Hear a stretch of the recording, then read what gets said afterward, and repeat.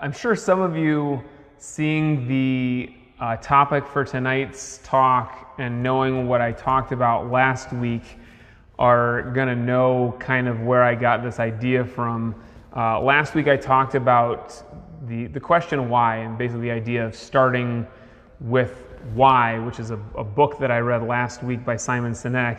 And I finished it, and then I thought, what am I going to read next? And then, of course, Audible shows up. The next suggestion is the next book, or one of the other books that he wrote, which is called The Infinite Game. And I started listening to it. It actually just kind of plays into the idea that I was already talking about this week, or at least relates to it. But as I was trying to come up with, like, what is this talk called?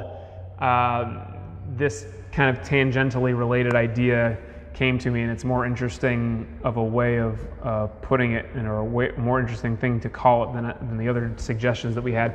So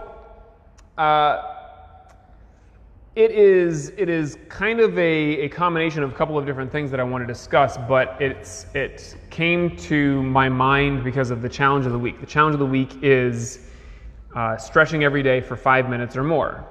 And for some of you, that's not a challenge at all. Some of you many of you stretch way more than 5 minutes every day. And then some of you, it is a real challenge. Some of you, it would be a real challenge to do anything other than sleeping or brushing your teeth every day. So great, this challenge is for you.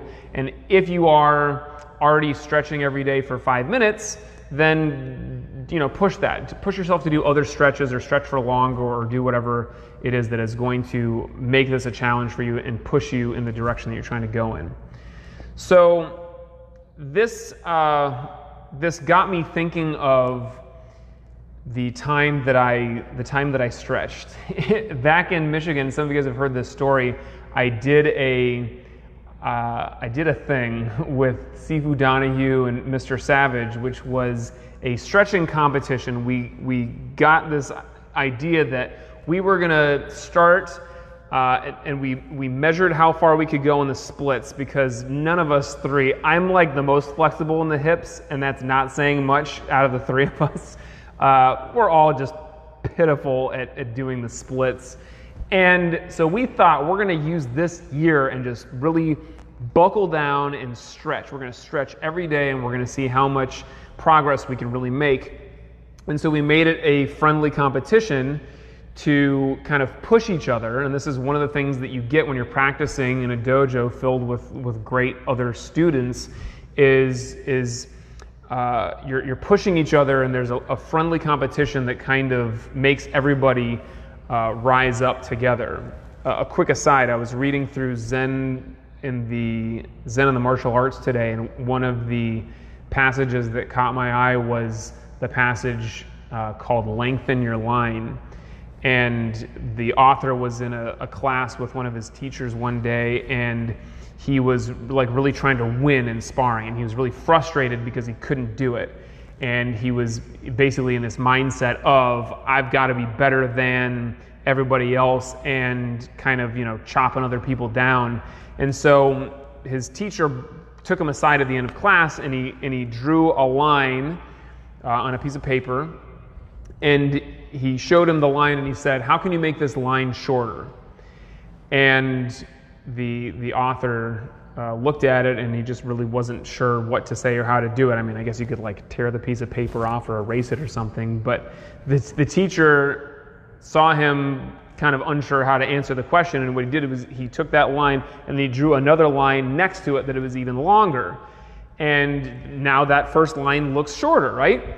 And so the teacher said to him, and he was much more gruff than I'm being right now, but he said to him, when you lengthen your own line, when you improve yourself, this is the right way. You're not trying to think about chopping anybody else down. You're not thinking about trying to beat anybody, but by lengthening your own line, this then kind of brings everybody else in the dojo up with you. So the whole idea of partners, not opponents, keeps us going and keeps us pushing each other, which is hugely important. There's so much great energy in the dojo if we're not just trying to win. We're trying to make everybody better, and that in turn makes us better.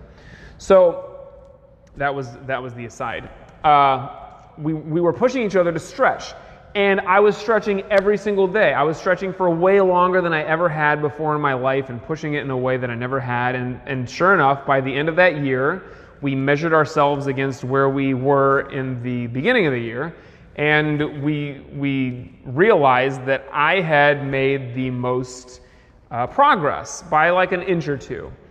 And they accused me of sandbagging the initial measurement. So I decided, just pure ego, I'm gonna do the thing that the losers were supposed to do at the end of this. So what we had set up in the beginning of the year that pushed us and motivated us so much was whoever loses this bet has to do 1,000 push-ups, 1,000 sit-ups, and 1,000 squats all in one day. And I spent all day long doing it, and it was kind of fun actually.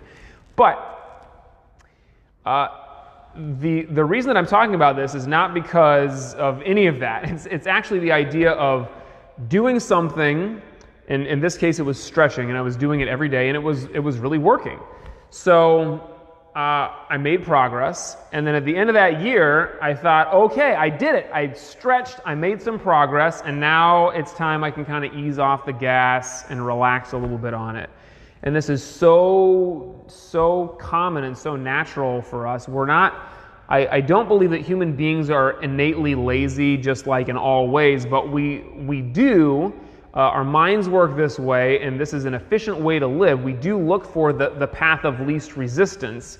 And so in that way, sometimes when we accomplish a little bit of something, we go, okay, we did it, that's it. So path of least resistance is I can kind of chill, I don't have to stretch as much anymore.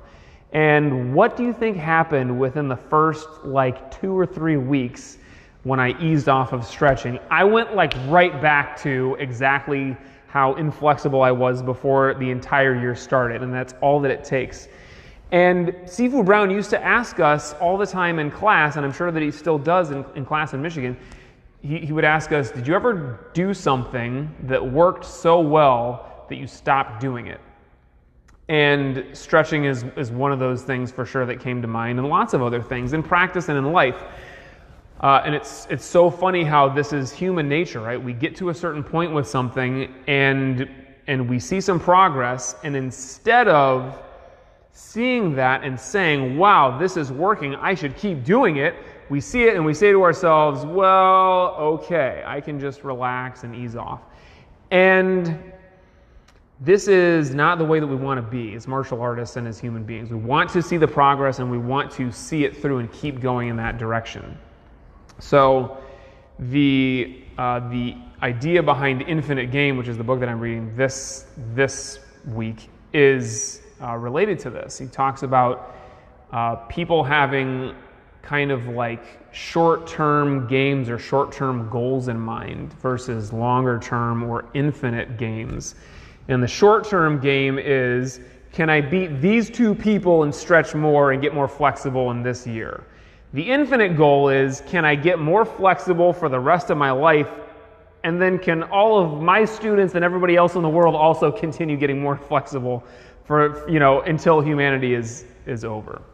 That's the infinite game.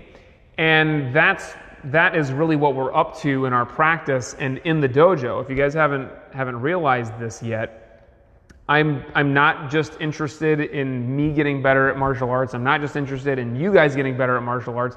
I'm not just interested in getting more students and getting more money. If I was interested in money, I would be doing something else. But the idea of and this is what I get from Sifu Brown and the other really inspirational people in my life, is how can we use this practice to dent the universe and make as much long-lasting progress as possible that will then continue on after I'm dead and after all you guys are dead. I hate to break it to you, you're probably all going to die. And at the end of it, what's happened there? If you got better at martial arts and you led a great life, that's wonderful. And if you have your eye on the infinite game or what's going on after you, then you're going to live and act in a different way. I'm not going to discuss so much tonight the idea of what's going to happen after you die, because that's taking a little bit further than I think is necessary.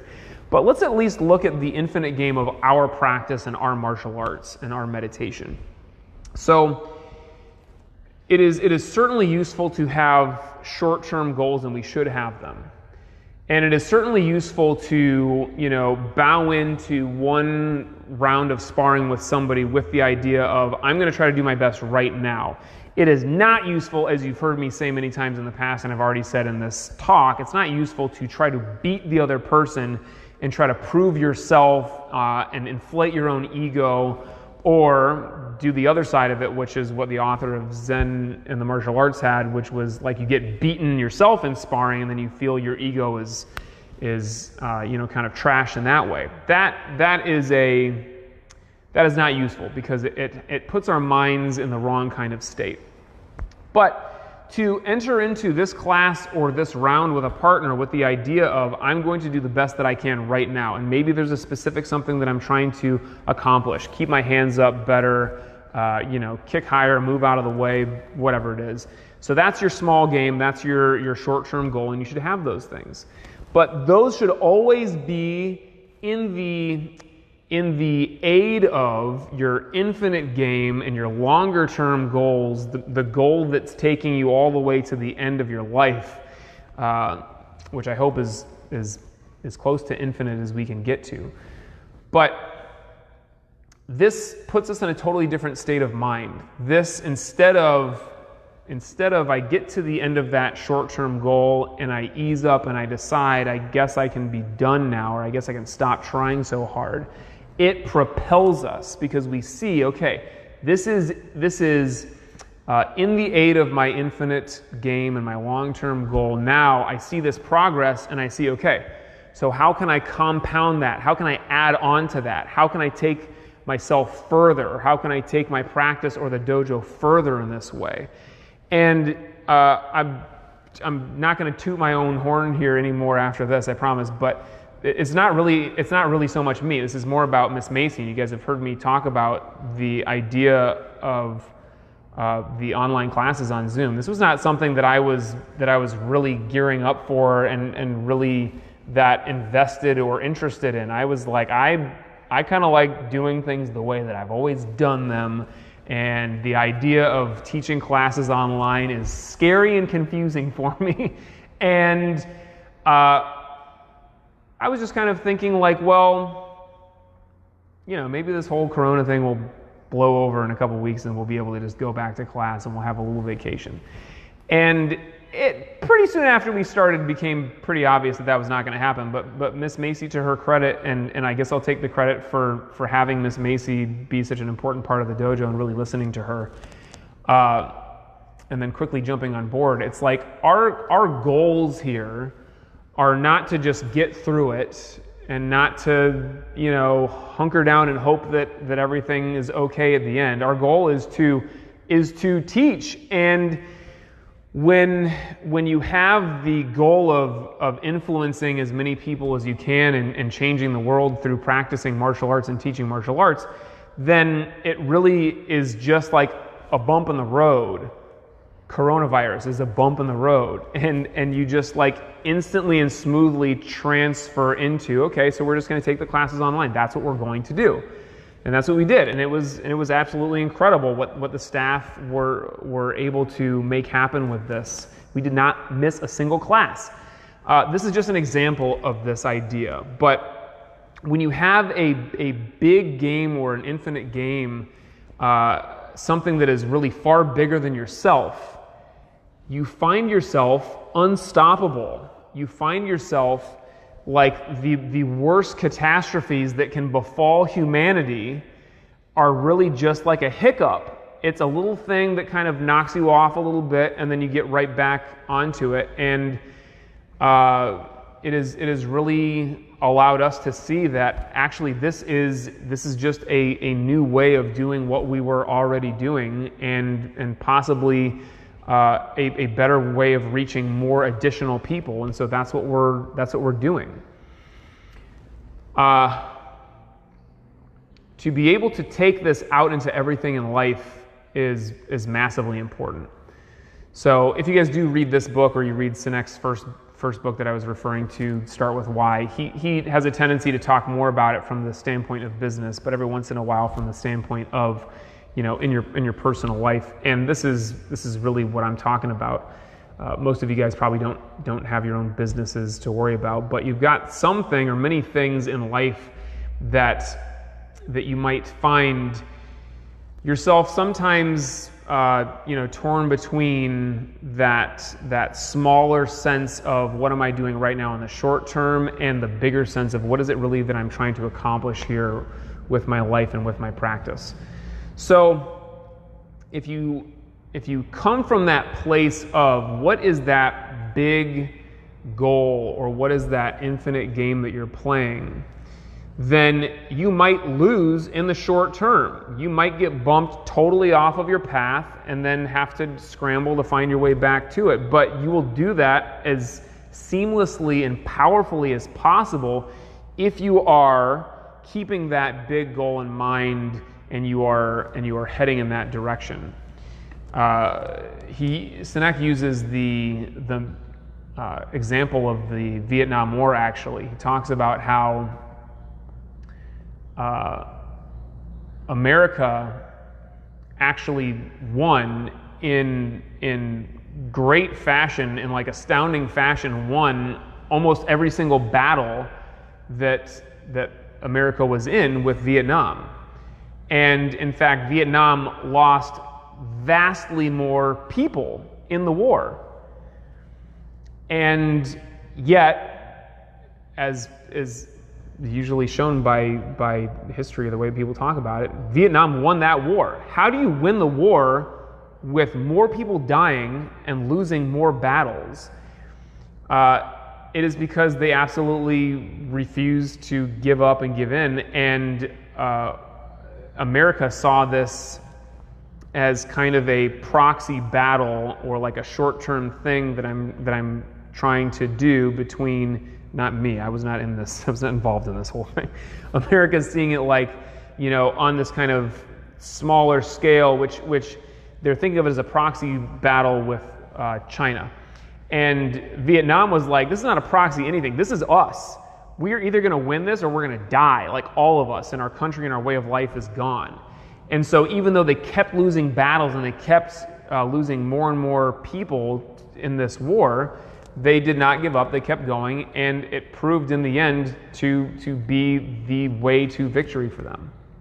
So you might find that like Vietnam, and I'm not trying to glorify either side of this war, I'm catching myself thinking like, I'm not down with war. I'm not trying to say anybody should be fighting anybody or going into any kind of wars, but you might find yourself in a position where it really seems like you're losing battle after battle after battle, and your metaphorical soldiers are falling, by the thousands and hundreds of thousands and by millions. And yet, if you've got a big enough goal, or your game is headed far enough into the future, you will keep going, you will keep playing, and it might be that you lose every single battle along the way until you finally win the war at the end.